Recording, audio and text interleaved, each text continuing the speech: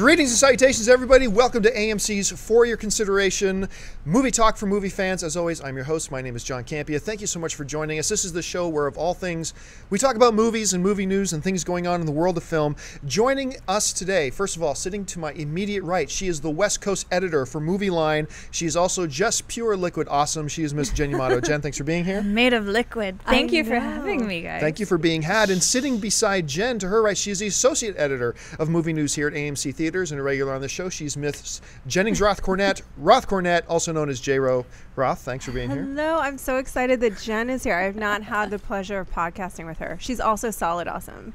Oh, that's right. You weren't on the episode that Jen was here before, were you? I was somewhere, I think in New York. Oh, that's right. You were in New York at the time doing the junket for us. Hey, listen, folks, for those of you who are watching us live, and you can watch this show live every Monday and Thursday at 11 a.m. Los Angeles time, don't forget, you can jump into the chat board right beside the streaming player. You can start putting in your questions and comments that you would like to ask us and have us address near the end of the show. Ryan, who's sitting back there at the table, will be addressing those and keeping track of everything that you guys are asking. He'll be bringing those up as the show goes along. And hey, also don't forget that you can email us anytime, 24/7, with questions or topics you would like brought up at the show, because we'll get to the mailbag segment a little bit later. And you can email us at fycpodcastshow@gmail.com. Once again, that's fycpodcastshow@gmail.com. Well, listen, folks, we had a whole line of stuff that we were going to talk about today. A lot of movie news. We're going to talk some Guardians of the Galaxy. We're going to talk some Fast 6, a bunch of other movie news. And by the way, on Thursday's show, I think we're going to talk a lot about the Guardians of the Galaxy, the upcoming, the Marvel movie that's going to lead into Avengers 2 that nobody knows anything about. We're basically going to talk a lot about Guardians of the Galaxy on Thursday's show, so make sure you tune in then. To find out what they are. To find out what on earth they are, and some concerns I have. But anyway, we'll get to those on Thursday. But, I mean, obviously, the big news in the movie world that came out yesterday was that amazing director, Tony Scott, of course, the younger brother also of Ridley Scott. I'm surprised how many people don't actually know that or realize that. Really? He died yesterday, apparently, of a suicide, what's being reported, when he jumped off of a bridge in California. ABC News is reporting this morning that Tony Scott had an inoperable brain tumor. Now, it would be absolutely moronic and just incredibly stupid of us to sit here and try to speculate about why this all happened. That's not our place. None of us knew Tony personally.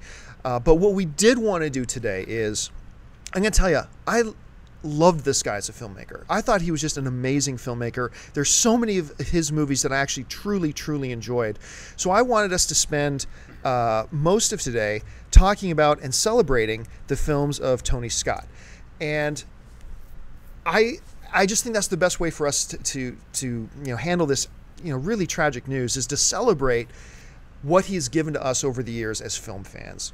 And so, when you look down at this, I've got his IMDb page open right now, and I was going through this the other day, and I just remembering loving so many of these movies, whether you're talking about Top Gun, Beverly Hills Cop Part 2, The Last Boy Scout, which nobody talks about, all the films he did with Denzel Washington, on and on and on and on.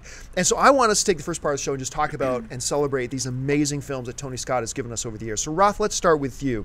When you start thinking about Tony Scott's films, which are the ones that really jump out to you as the ones that you just enjoyed the most? I think for me, the number one has to be True Romance. I love that movie. I was, when we did our top action movies, True Romance is almost in my top 3, like probably is in different moments. That's Quentin Tarantino obviously wrote the script and Tony Scott directed it.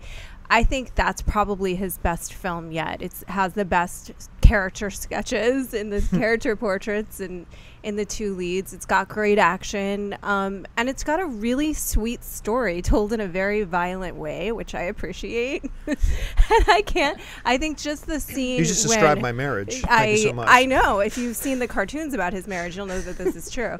And I think that the scene where Patricia Arquette is just getting the living tar beat out of her, and she starts laughing, just laughing in this guy's face, is for some reason to me so iconic of the appropriate response to have in that moment, because it saved her life. Anyway, so I love that movie. And I just want to mention this too. we got on our AMC Facebook page, which, by the way, you can follow us on Facebook at facebook.com/AMC Theaters. And we asked people this morning, what were your favorite Tony Scott movies? And it's insane how many people listed True Romance. Yeah. I mean, so many people still adore that film. And when you think about it, I mean, I forgot how huge this cast was. Christian Slater, Patricia Arquette, obviously, Dennis Hopper, Val Kilmer, Gary Oldman, Brad Pitt, Christopher Walken, Pitt, Samuel L. as the Jackson. most awesome pothead ever seen on screen. But like guys like James Gandolfini, Chris Penn, who I actually used to be a really big fan of, Tom Sizemore, on and on. This was just stacked. Gary Oldman as a Rastafarian. This movie has it all. You forget Balky from Perfect Strangers. Oh yes, Balky Pichot. How do you pronounce his last name? I don't know. Bronson Pichot. Pichot. Thank you very much. Yes. I think it's a really fun movie. You know, it's a really fun movie, but I also really like the story of these two people falling in love. You know, and I think in a very violent way. In a very violent way. But, you know, and I have to, and this is maybe one of my Tony Scott, I love Top Gun, of course. It's a lot of fun, and it's kind of iconic 80s movie. But one of my Tony Scott guilty pleasures is Man on Fire, because I just love those, like, dads. He wasn't her real father, but, paternal figure that are out for blood, like, don't you mess with my little girl kind of a thing. That's why we like Taken, you know, and that's why people respond to Taken. But I feel like Denzel did that so well, and he actually kind of broke my heart in that movie. Aww. What about you, Jen? What are some of your highlights when you're thinking about the films that Tony Scott did? I certainly agree. True Romance is the movie that I think earned Tony Scott critical acclaim, the most critical acclaim, and probably for the first time in his career. He was really taken seriously artistically. Obviously, Top Gun. Who can not list Top Gun among their favorites? But I love his '90s work. Oh, okay. I feel like the '90s was his most consistent decade, and movies like Crimson Tide are. Maybe it's because I watched it at that age, but Crimson Tide really is one of my favorite Tony Scott movies. Yet another one he did with Denzel Washington. Yes, he made 6 Denzel movies. Was this? I thought 5, 6. Well, there was Crimson Tide, Unstoppable, Deja Vu, Man on Fire, The Taking of Pelham 1, 2, 3. So there's 5, I think. Was he in anything else? He did a lot. He was basically to Tony Scott what Leonardo DiCaprio currently is to Martin Scorsese. Yeah. And I think Tony Scott was responsible for making Denzel a viable action star. Mm-hmm. He did the same thing for Tom Cruise. And there's something very, very influential in his 90s work that I think influenced a generation of action filmmakers to follow. Oh, I completely agree. And you're talking about, I've got my favorite Tony Scott film. And it's not Top Gun. And it's difficult not to say Top Gun because it's got everything.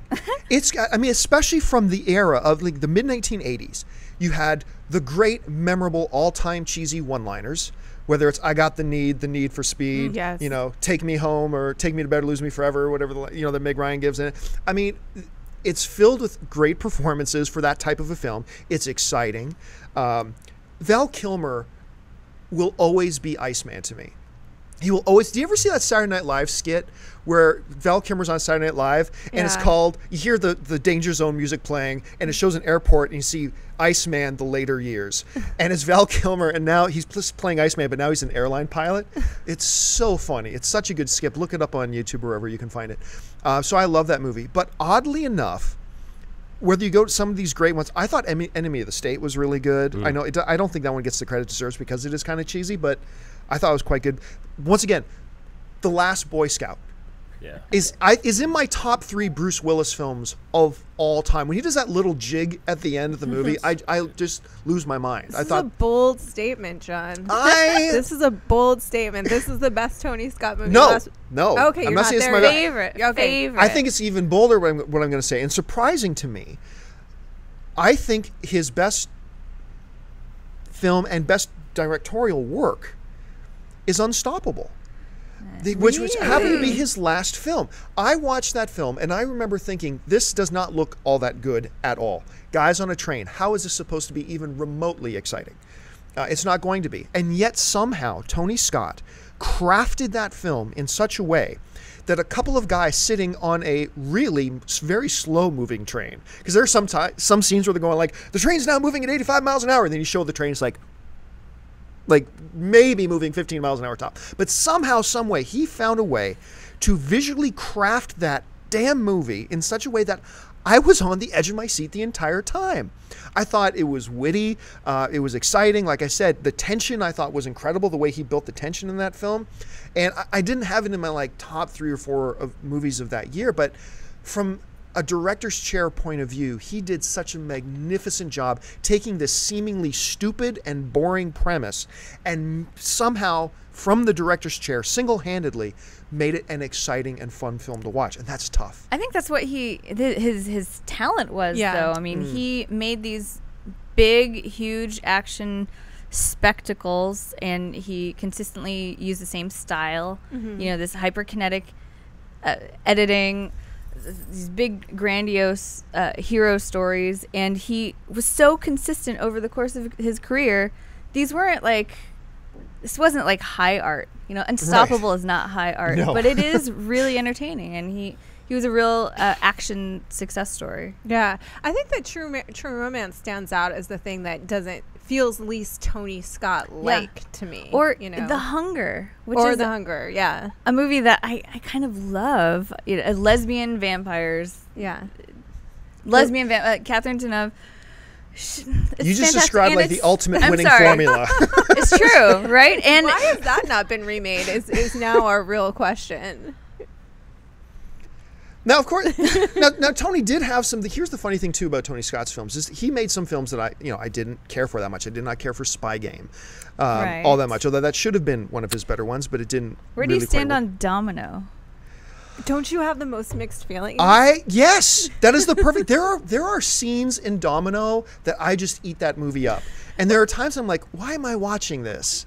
Yeah. It's really one of those very divisive films for me internally. I think the whole 90210 on the bus is like a stroke of genius. And what's even better is that I don't think that Ian Ziering got the joke. Like, he didn't get the joke. I don't think he did. I think Brian Austin Green got the joke, and he was in it to win it. And I think Ian Ziering was like, we're really doing something serious here, man. We're like making a movie. Here's an interesting one, too. The one he did before Unstoppable, The Taking of Pelham 123, which the subway.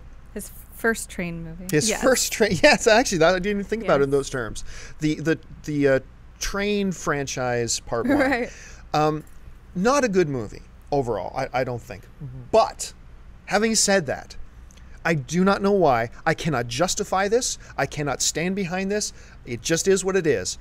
Man, I love what he did with John Travolta in that movie.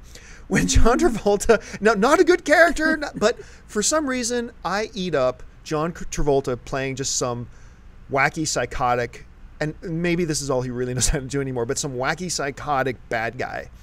And for some reason, I buy into it, and I'm like, and when he's on the screen being this stupid, crazy bad guy, I was having very regretful, very shameful, very remorseful fun watching it that I am ashamed to admit, but it was. Tony Scott also had a way to bring some great stuff out of characters, whether it's Wayans or Bruce Willis in The Last Boy Scout, or whether it's Tom Cruise in Top Gun, or whether it's even, I'm ashamed to admit, the John Travolta character in Taking of Pelham 123. He also had this way of making some pretty fun, watchable characters, even in the midst of some not so fun I stuff. think he definitally took risks. He took a lot of risks. Or he let his actors take risks. There's just a comment, from Jen Nemo in the chat room saying Tony Scott's directorial choices were more pop culture orientated than Ridley's. You know, and we're more pop culture orientated than Ridley's. Than Ridley's? Yeah. Oh, well. Like he was a lot more. His films informed culturally, like the cultural consciousness, like with the dialogue. More than Ridley's? Yeah, that's what he's. No. I well, think like the poppy one-liners and the you know. I see what I see what the commenter's absolutely. saying, and I agree. Yeah. I think he was more on that side than Ridley, who was more an auteur. Informed pop culture, informed like Beverly cinematic Hills culture. Cop 2 and like Top He Gun. had He's a more pop Let's say it this way, sensibility. he's Yes. more quotable. Yes. Yeah, I agree that I quotable. agree that he had a way more pop sensibility in terms of his filmmaking aesthetic, but I don't think that Tony Scott had more of an cultural influence than Ridley Scott. But I think he more represented pop culture in his films, Right. than Ridley did. Or I guess you could And say I think that's by design. I think that was on purpose. I mean, if you're looking just at Top Gun, it's certainly pretty quotable. More than, but I mean, I don't know. Aliens quoted, you know. But I think Aliens becomes quotable. I think Ridley Scott's films become a part of the pop culture. Tony Scott's represented the pop culture. Okay, yeah, you know what I I'm would saying? agree with that. I would kind of say that. And the funny thing was, he was still incredibly busy. I'm looking at, I'm still on his IMDb page. I noticed this last night. He currently has 27 titles in his in development listings. Yeah. 27 titles. A lot of people don't realize that him and his brother also had a production company together called Scott Free. Scott Free. Thank you. Where they produced television shows like Numbers and a couple of others. They did Good a lot. Wife. Yep. He was one of the producers on Prometheus with Ridley. He was an executive producer on The Grey. Yes, yes, he I was. love that movie. And a TV version of The Hunger in '97. Right. More TV lesbian series. vampires. And they had the Scott brothers have a series coming out in September. Yeah. That's right. Which was that? It's called Coma. Coma. Oh, That's right. Yeah. For some reason, I had it confused with the submarine show that's coming out. There's a Last Resort. submarine show coming Yeah, out? where like an American Crimson submarine Tide? turns against the U.S. or the Oh U.S. my God, I'm turns so against- there. Yeah, that's. I can't that's a remember. different one. That's Crimson Tide, the TV show. Crimson Tide, the TV show. It's time. series. It's time, It's people. past time. Sean Ryan's. Well, listen, folks, for those of you who are in the chat board, just keep throwing in what you think. If we haven't mentioned a Tony Scott film that you think is actually the best and your favorite, then go ahead and throw them in the chat board, and we'll have Ryan read off a couple of those a little bit later. And by all means, don't forget, the end of the show, we dedicate the last segment to just addressing the topics and the questions that you guys have, so start throwing those in there now. I think we'll leave the Tony Scott topic at that. I mean, it's such a loss to those of us in the film world and who have appreciated and loved his film so much over the years. I am going to probably go home later tonight and watch The Last Boy Scout again. I haven't watched that movie in years.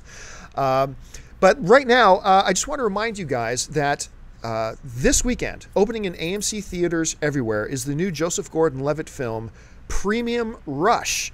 Now, recently, our very own J-Ro, Ralph Yes. Cornett, had a chance to go down and talk to... We'll talk about this interview. You spoke to Joseph and his co-star in the film. I did, and we're now all dating, and it's very magical what occurred. Yes, I went down, I talked to them about riding bikes. They had a very interesting discussion about what is safer or not, cars or bikes, and talked about the film and the inspiration for their characters and so on. It's All very right. fascinating. We're going to get to the mailbag in just a second, but for now, check out this Roth's interview with Joseph Gordon-Levitt about Premium Rush.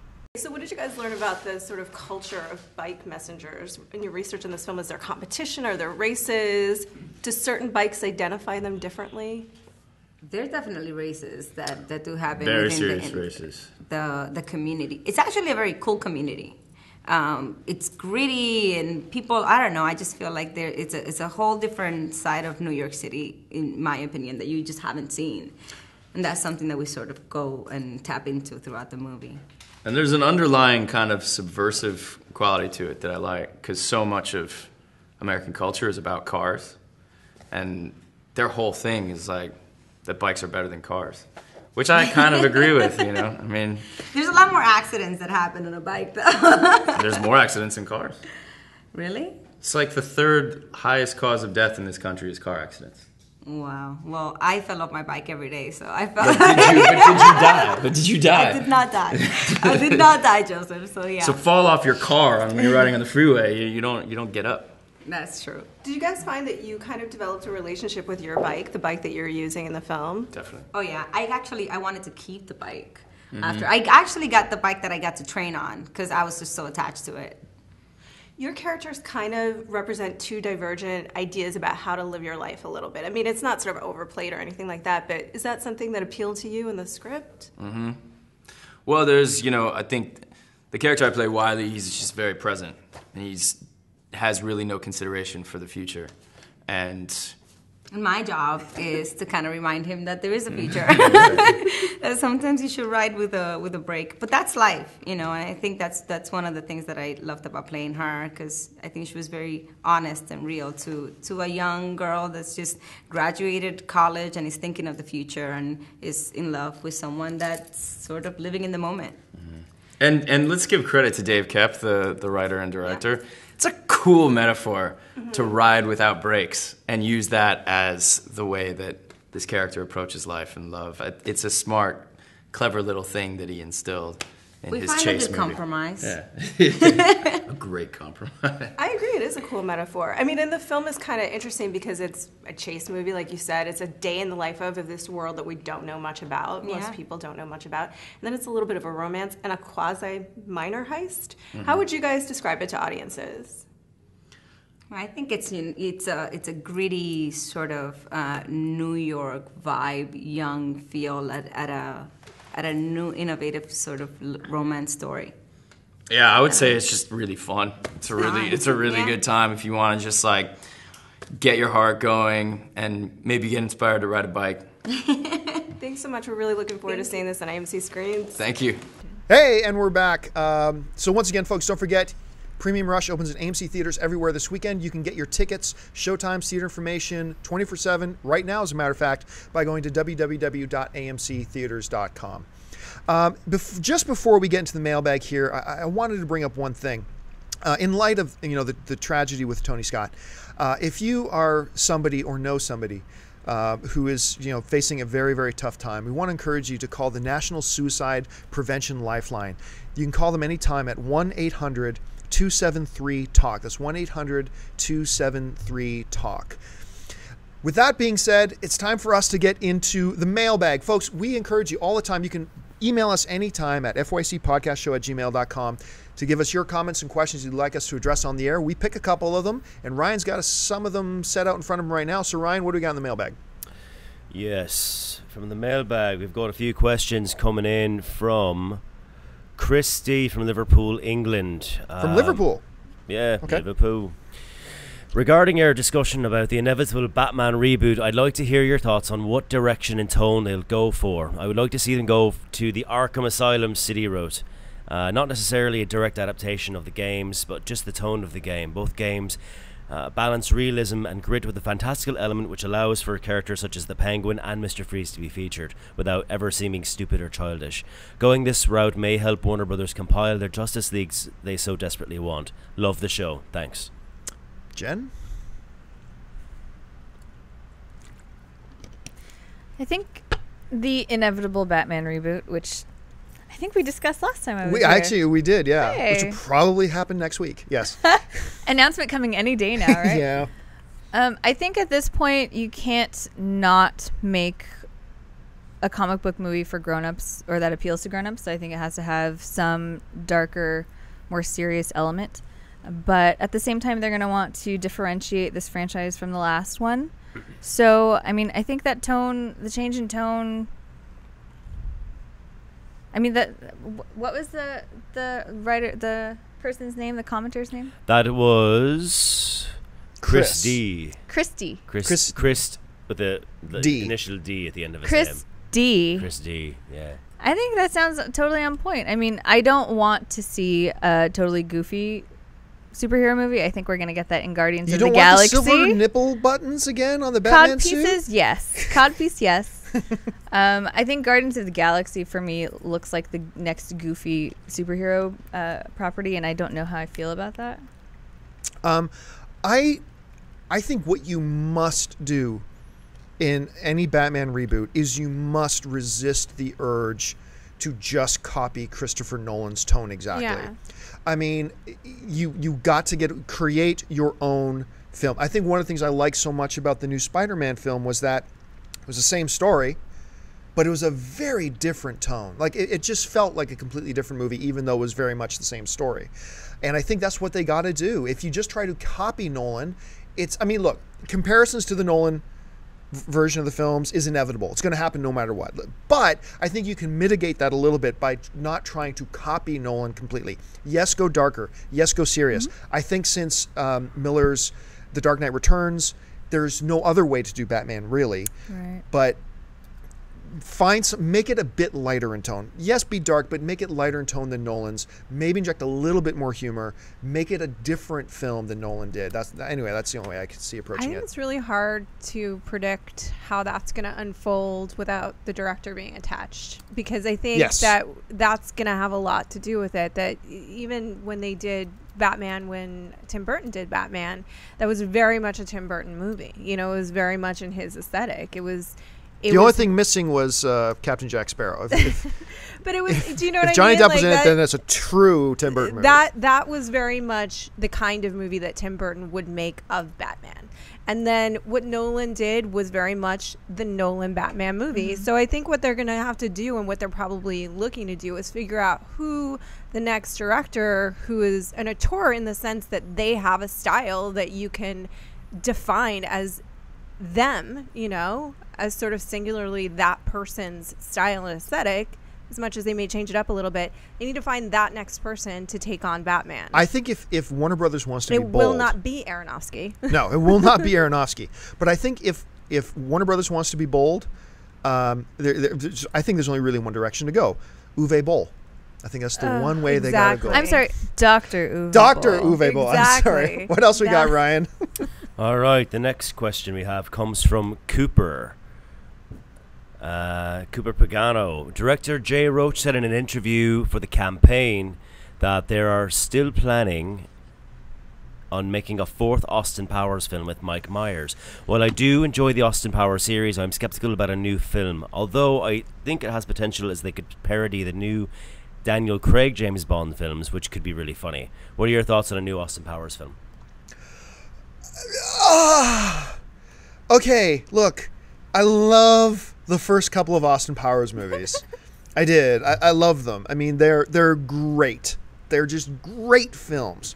I should say the 4 Austin Power movies, because the fourth one he just changed his accent a little. What was that called? The Love Guru? Yeah, I just called Austin Powers 4 with a different accent. There does seem to be this trend, whether it's Sylvester Stallone, whether it's Vin Diesel, a couple of these stars who they try different things post their big success, Right. find it doesn't really work, and then go back to what worked for them and finding success. You know, Vin Diesel said he would never do another Fast and Furious film, but then he went off and did a bunch of other things, flopped, came back to what worked for him, great success. Vin Diesel's got to pay the bills. That's right. Yeah, well, and Vin Diesel got to what pay it for is. Riddick. Yes, he's got to pay. Yeah, that's right. And I see this kind of the same thing in motion here with Mike Myers. Is that, look, Love Guru is just... You loved it. It's John so Campia bad. loved Love Guru. It's so bad. But I think this is one of those things where Mike Myers just wants to go back to what worked for him. And you know what? Yes, the last one was bad. But I will absolutely give a Mike Myers comedy. I really would love to see So I Married an Axe Murderer 2. See that same couple like 10, 12 years down That's the... my date test. That's So a I good Married an date Axe test Murderer. It's my movie, date actually. test. If you don't laugh, you don't think it's funny, you're not the one. I'm sorry. It's done. No date 2. Yeah. You can stay the night, but no date 2. Yeah. I would love to see that, but yeah, absolutely. I'm totally all for an Austin Powers 4, simply because of that. But I've got a feeling my opinion is not going to be a popular one at this table. Austin Powers 4, Jen? No. No. Not for me. Partially because by now, in our cycle of nostalgia, the 90s are the new 80s, which means the 70s are like way, way out of fashion. But hasn't... It's like, and overdone. So, but See, then Austin laid Powers, out. wait a second. Austin Powers was a nostalgia tip to the 60s, 70s. Yes. Right. But a new Austin Powers would almost be a nostalgia tip unto itself. Yeah. It's like okay. a nostalgia rap. If Austin Powers 4 harkened back to the Austin Powers franchise of the 90s being the new 80s, then sure, maybe it could work. It could work. It could potentially might work. not. I mean, it could also really be a bit. I thought what Chris said was interesting about them sort of doing a parody of the current James Bond films, Right. but I don't know that would totally work, in just in the sense that they're not bad. I mean, well, we could talk about Quantum of Solace, but Casino Royale and what looks like is coming up with Skyfall. I mean, what they were making fun of were the sort of idiotic tropes in spy movies. Well, and Right. how in the dated 60s it all and is how now. dated it all Right. is. So I think it would be hard to do a parody of something that's working and modern feeling. Who knows? We'll But see what they who do. knows? What else we got, Ryan? All right, next up we have from Ezra. And Ezra asks, I know you already had the question of what you would like to see on the big screen, but what would you like to see re-released on the IMAX screen? Some movies that come to my mind are Lord of the Rings trilogy, Saving Private Ryan, and Terminator 2. Movies that were shot in IMAX. Well, no, just re-released movies on that we'd like IMAX. to see re-released. Like something In you'd like to see that's what I'm re-released, but in the saying. IMAX format. Movies that were shot in the IMAX format. Not necessarily shot Not in necessarily IMAX. shot Well, in- because look, we got Indiana Raiders. Jones. The Raiders of the Lost Ark Yeah. is coming back, and they did whatever to it so it could be re-released in IMAX. Not 70mm IMAX. Yeah. Fomax. FOMAX. Yeah, whatever they call it now. I mean, I would like to see movies that were shot in that. Wait, is this like a fantasy question? If It's you the could hy- it's see a any movie hypothetical. re-released and re-released well, and yeah. Okay. Sure. Okay. Looking It's whatever good you in want it to be. IMAX. right, Okay. What's your pick? Newsies. Yes, Jen. For those of you who don't know, first of all, you should follow Jen Yamato on Twitter. We walked into that one. Jen, you see it in her name tag earlier. Jen Yamato's Twitter is @Jen Yamato, and you should be following her, especially if you like hearing Newsies referenced at least 3 times a week. All the time. Then you will love her Twitter feed. Open the gates and seize the day, people.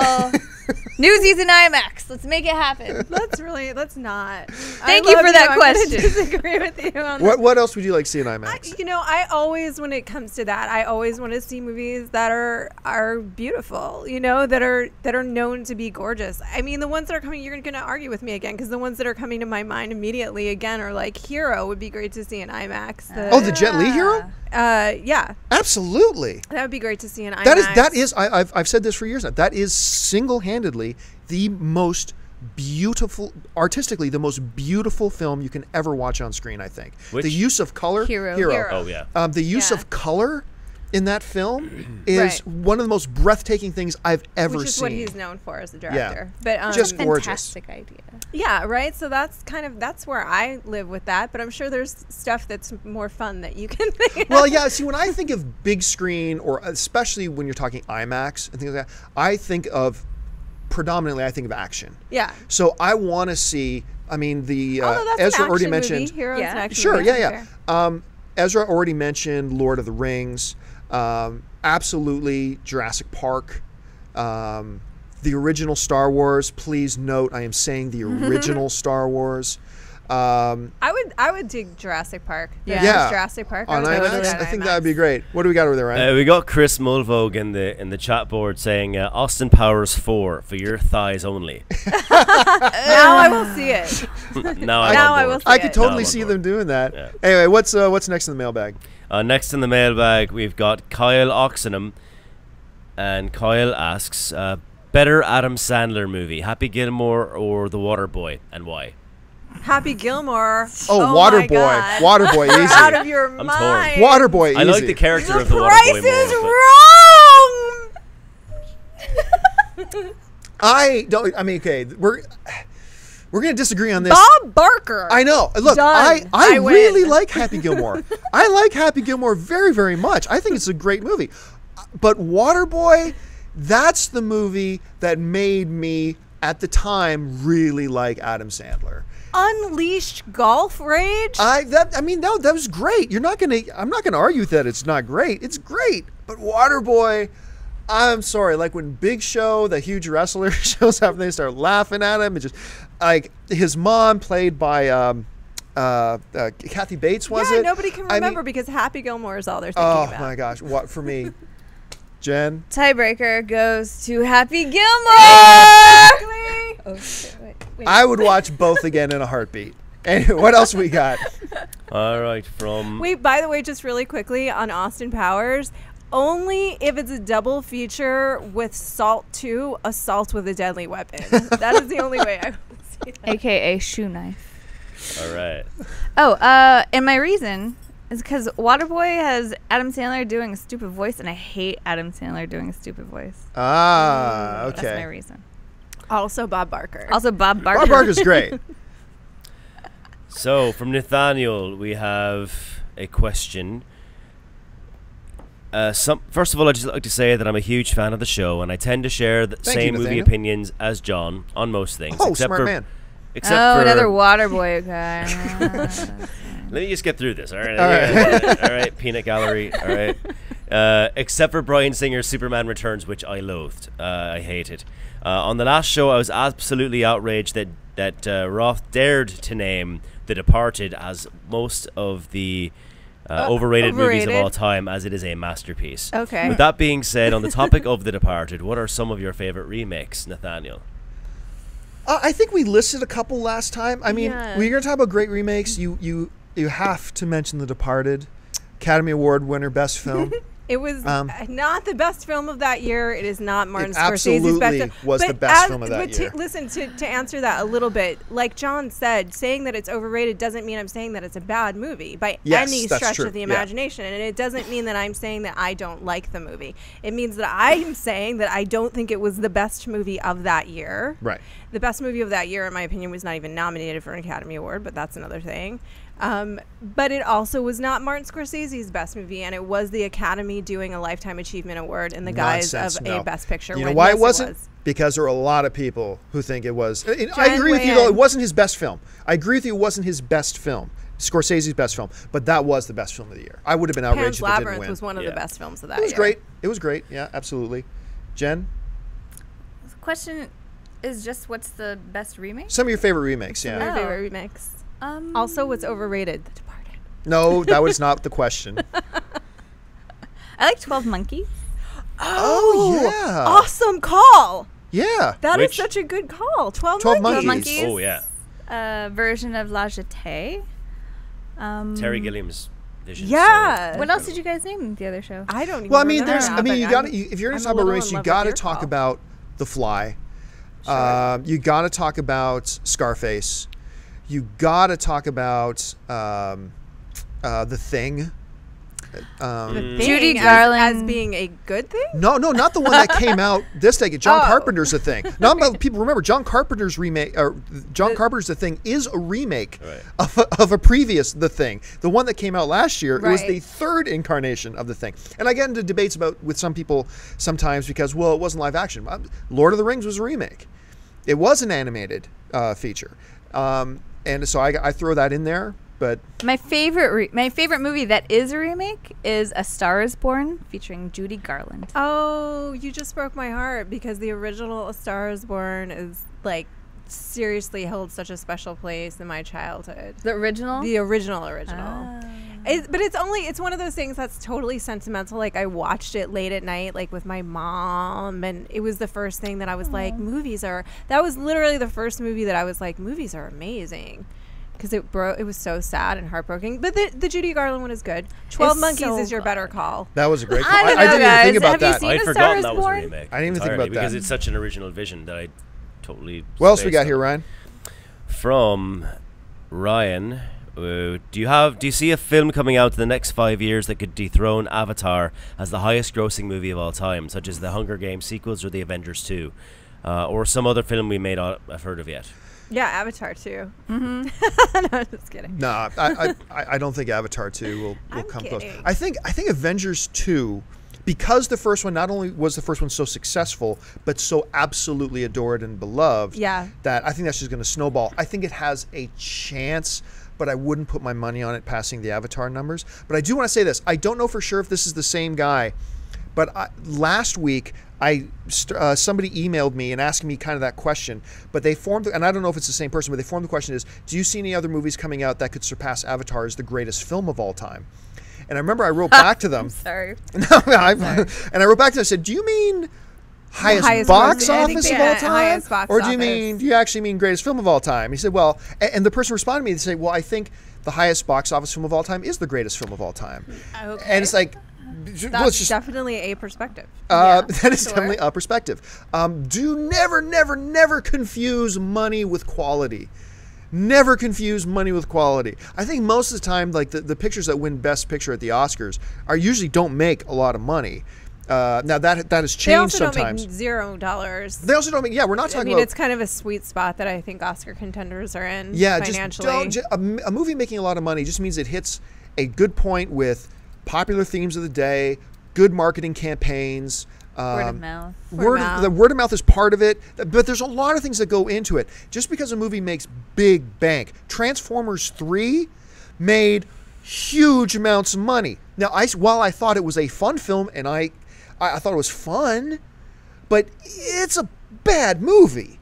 I mean, you can't put that in, oh, this is one of the greatest films of the year because it made so much money. Can't make that mistake. Having said all that, and all kidding aside, I would not put it past Cameron to deliver a movie that he's eclipsed his own box office a couple of times now. He's eclipsed his own record a couple times now. So I honestly think, look, it could be the Avengers. I don't think it would be the Hunger Games sequel. No chance. No chance. But I would not put it past him for him to eclipse his own record again. Maybe not with Avatar 2, but maybe. Oh, see, I could see him doing it, but I don't think it would be with an Avatar 2 mainly because Avatar, while it was very popular in its year, and I wrote an article about this about 6 months ago, it's shocking how fast it disappeared from our pop culture consciousness. Yeah. You don't hear people quoting Avatar anymore. You don't see this past Halloween. I didn't see anybody dressed in Avatar costumes. I see you, John. I see you. I see you. And so because of that, I don't really think it's beloved like a lot of films. So when you're going into like an Avatar 2, I don't think it'll do, I'm not going to say nearly as well, but I can't see it doing as well as the first Avatar. I think it depends on but how another different the Cameron film, is. maybe. Another Cameron film, I think, has a better shot. I agree. Yeah. But I think it depends on what he's bringing to the table in terms of the technology with an Avatar 2 and how different it is and how far advanced it is in terms of what he did in the first of all, now we're in oceans. So it's a whole different thing. Well, big surprise. James Cameron's going back to the ocean. But I honestly think that the attraction to that film, a large measure of the attraction to that film, besides that it did have very simplistic but archetypical kind of themes, was Dances with Wolves in Space. The technology, okay. And the technology, I think it was impressive enough to so many people that they would come back in droves for Avatar 2. I don't know if it will make as much money, but I think it probably will come the closest to any other movie. It's one of those films that visually, it's just one of those films that I kept telling everybody, look, it's not my favorite film of the year, but I think it's a film everybody's got to see at least once. It was a have-to-see-it movie. He did visual things in that film that have never really been done before. Exactly. And you had to see. You absolutely had to see. They affected cinema. All right, let's move on. Just one of our regulars, Totally Cool, just asked me to tell Jen that they should release the Three Ninjas franchise in IMAX. Yes! Yes! I'm sorry. And this has got to be somebody who follows Jen on Twitter. Yeah. His name is Totally_cool. Sorry? Totally_cool. So clearly he is. Never has a person been more appropriately named than Totally_cool. Yes. So I came here today to talk about Three Ninjas. Obviously.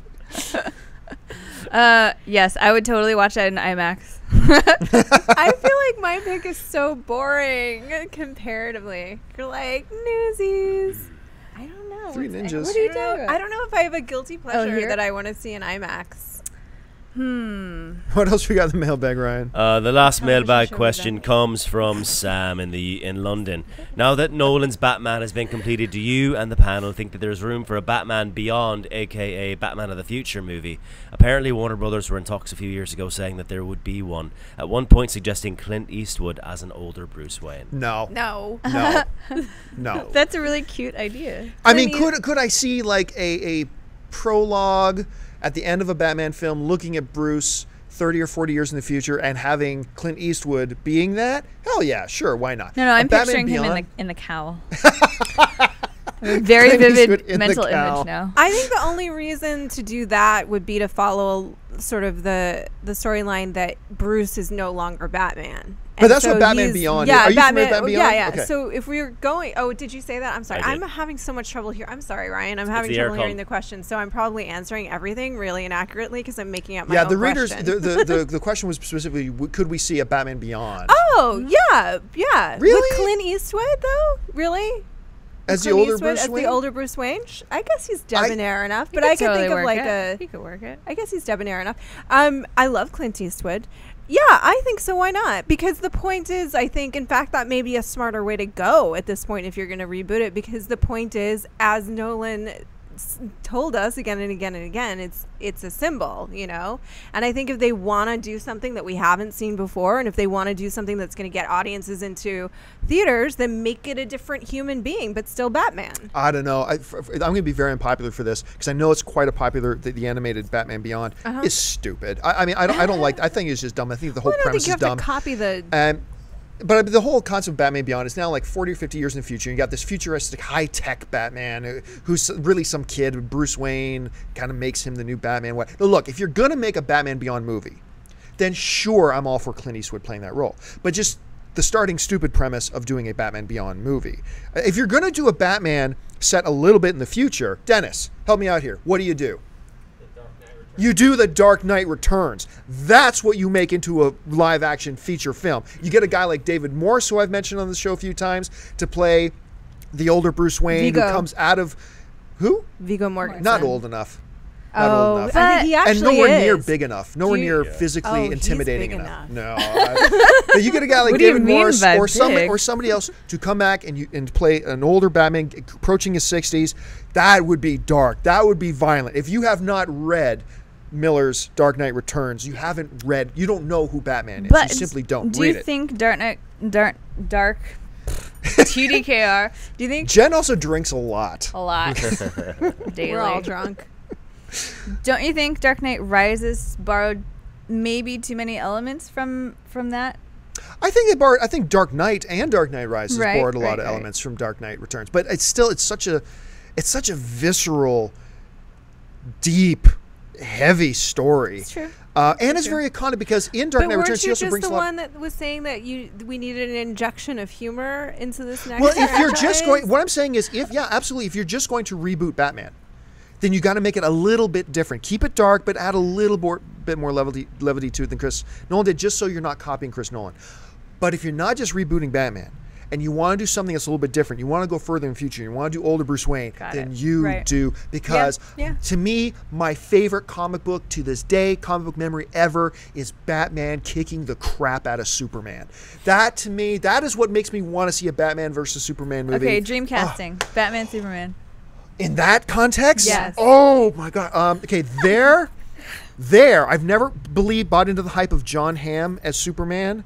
But John Hamm as Superman in The Dark Knight Returns, Why can't he be Batman? I don't see it. I don't He see does more No. look. He more does look Superman. more like He's not- Superman. I That's just true. don't want to see him get his butt kicked. No, but John I agree. Hamm as Superman in Dark Knight Rises, awesome. I still totally go for David Morse. I'm a David Morse junkie. I would love to see him as an older Bruce Wayne Viggo / Batman. Mortensen. Or Viggo Mortensen, perhaps. Viggo's if not he too put old. on about Not 70 pounds. Viggo Mortensen. Viggo is actually a lot older than he looks. But he doesn't look old enough. Yeah, but if you look at some of his work, I mean, when he lets himself go gray, he certainly does. Thank you very much, ladies and gentlemen. Oh, I'm sorry. and no, I'm not and saying he this. looks like a Bruce Wayne to me Why not just more than have David Michael Morse Keaton do looks it? like a Bruce Michael Wayne. Keaton. He's old Yes! enough now. No. What are you guys? Yes! What's wrong with you guys? I actually wrote an I swear, I'm not just saying That that. was My for you, buddy Tappy. Cliff is sitting in here right now who does some work with Sylvester Stallone. And I'm not just saying this because he's here, because I've written an article about this before. There is this great picture that came out a few years ago, just prior to the first Expendables coming out, of Stallone. I believe it's in his home gym, working out shirtless. And it just made me want to go, forgive my language, but F you, Sylvester Stallone, that you can look like that, plus 60, and I look like this. Much younger than At you. 25. And yeah, 25. I remember I wrote this article saying, looking at this picture of him, the way his face was, the whole bit, it's like, there's your Dark Knight Returns Batman right there. I could totally see Sylvester Stallone in that. I think that you have to also keep in mind that this is also Bruce Wayne. Yeah. Agreed. Yeah, You know? it is And that so dual role. You yeah. need to have an actor that can do both, like Viggo can. But I could never buy Viggo as David Batman. Morse does not strike me as a Bruce Wayne. Oh, He's too blue collar. I love him. But Viggo, first priority Batman, second priority Bruce Wayne. Okay. That's my thought. But an interesting choice. Let's. By the way, we get lots of email in the mailbag. Forgive us if we don't have time always to get around to all your questions, but please, by all means, keep sending them in. But now let's go over to the chat board. A bunch of you folks have been watching us live. So, Ryan, what do we got coming at us in the chat board? Yeah, from Edward Douglas. He's got a question. Should they go ahead and try to remake some of Tony Scott's movies without him? Going back to our previous conversation. I feel like that's going to happen anyway. I think there are a couple.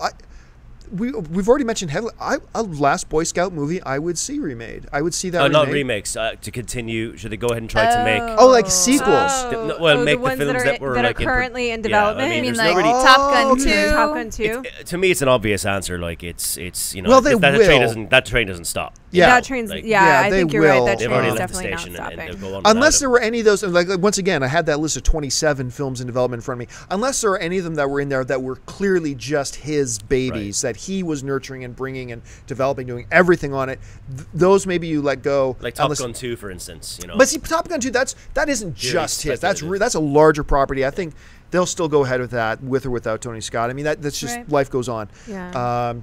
Jen, your thoughts on that? I don't know what else he was working on. That just by himself. I think he did Right. a lot of work with Ridley. With his brother.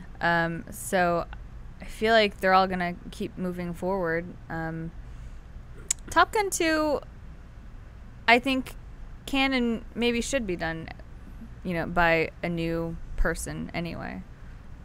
Because he already he was working on it. He was laying the groundwork for it. Right. I feel like whoever continues that will retain some fidelity to his vision. It's gonna happen anyway. Yeah, I think it's definitely going to happen. I think just too, what's remarkable, circling back to what was said earlier, that these two brothers both became these successful directors, and they do have such distinguished voices. Although, I mean, there's a little bit kind of in the gladiator of the visual style that's got that kinetic feel that Tony has.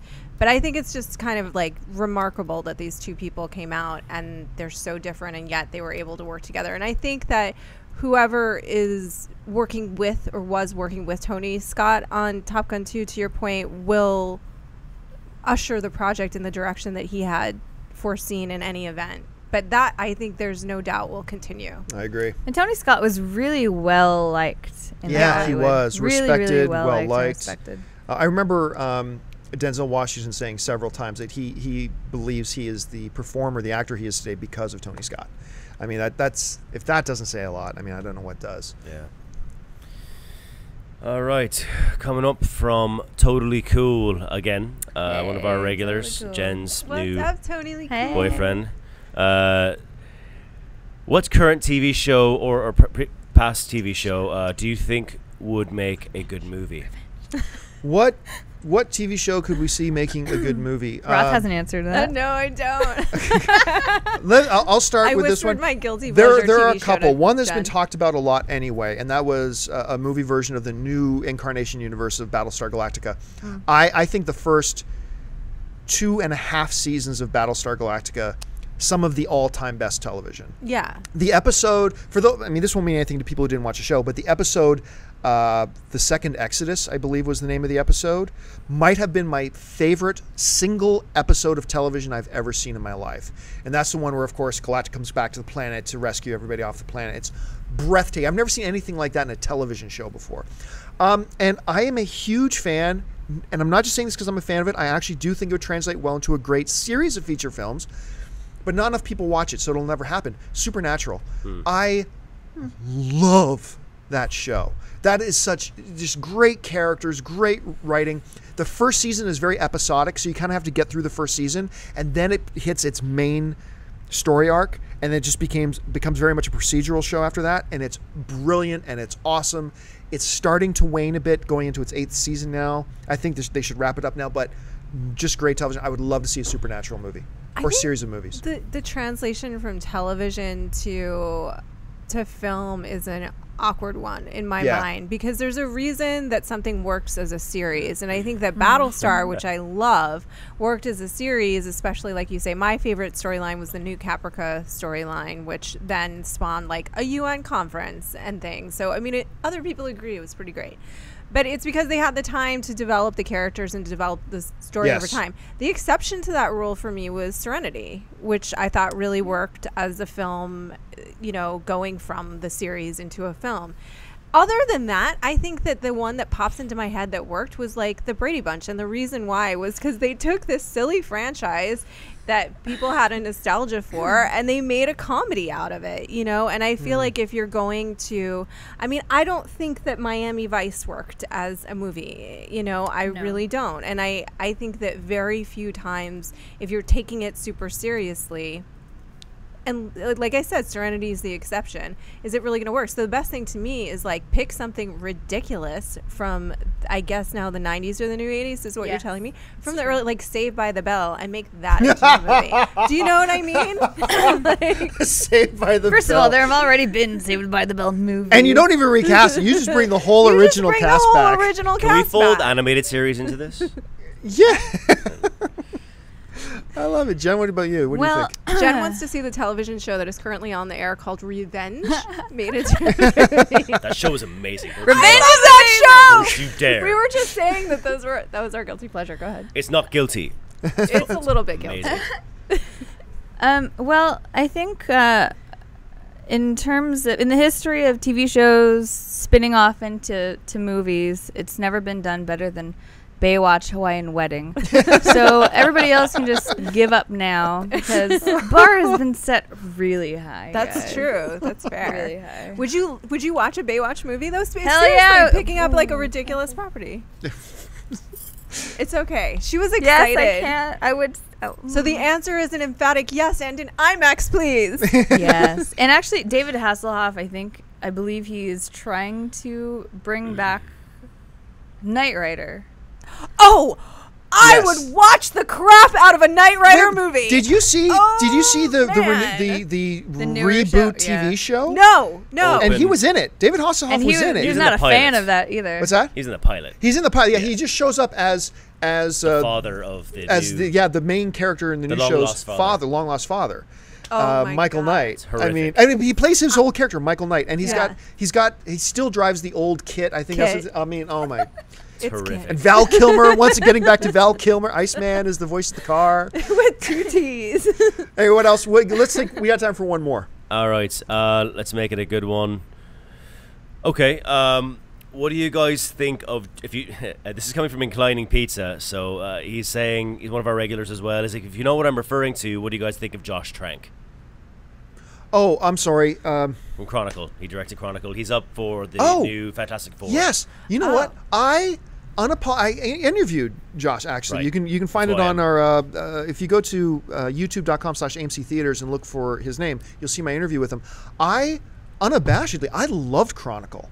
I was so pleasantly surprised by that. I was so sick and tired of found footage movies completely. Chronicle just brought something to it, to that whole thing that just revitalized it for me. I love that movie. I'm all for the idea of him doing Fantastic Four, but I'm not really sure that that's actually still going through. Isn't that kind of like what was in limbo with Daredevil, Fantastic Four, and they decided that they want to put their eggs in the Fantastic Four basket? Yes. So that may actually, since they've pretty much let Daredevil go. Well, I know Fantastic Four's happening. I just don't know 100% for sure. They've announced it, but it's not 100% sure if it's going to be Trank. If it's going to be Trank doing it. I would like to see him do. A lot of people have problems with Chronicle, but I'm on Team John on this one. I actually liked Chronicle. Yeah, so I don't think it's a perfect movie, but I was entertained by it, and I liked what he did with the characters. It's certainly, if it's going to be in that kind of a tone, a very different Fantastic Four than what we were presented with the last time, which may be exactly what that franchise needs. Good point. Yep. Yeah. because those Fantastic Four movies are just They're awful. not excellent. I really like the Johnny Storm character. I really liked Michael Chiklis as the Thing. That's really about it. I mean, I just thought that was just so horribly done. But yes, Trank. And you know what? As an odd note,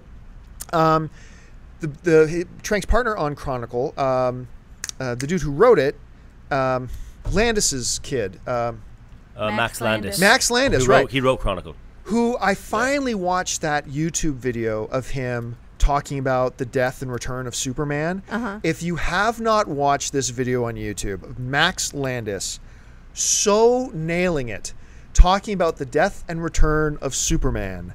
You gotta hop on YouTube. I'm gonna put it in the show notes. Remind me, Dennis, later to put that in the show notes, a link to that, because you gotta watch it. It's absolutely hilarious, very funny, very true, and some very cool people are in this little video that he does that you'll see. Anyway, listen, we gotta wrap this thing up.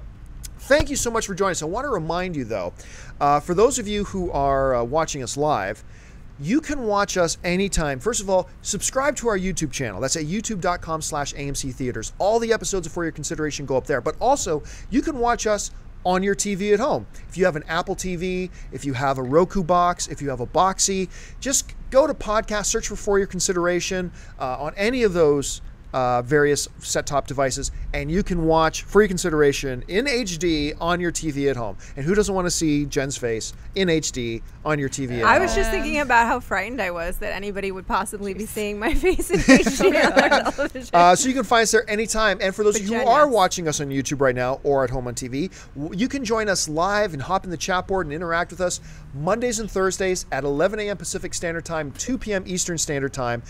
Make sure you join us there, and we'll make sure we have the link in the show notes for that as well. Anyway, we will be back Thursday, where once again we are going to be talking about Guardians of the Galaxy. Don't know anything about this new Marvel film coming up? You're not alone. Basically, nobody does. So we're going to be running down what this film's going to be about and how it's going to roll into. It's going to be the final Marvel movie rolling into the Avengers 2. We're going to talk about the significance of that. Until then, I want to thank Jen Yamato for joining us again. Don't forget, you can find her at movieline.com. Follow her on Twitter at Jen Yamato.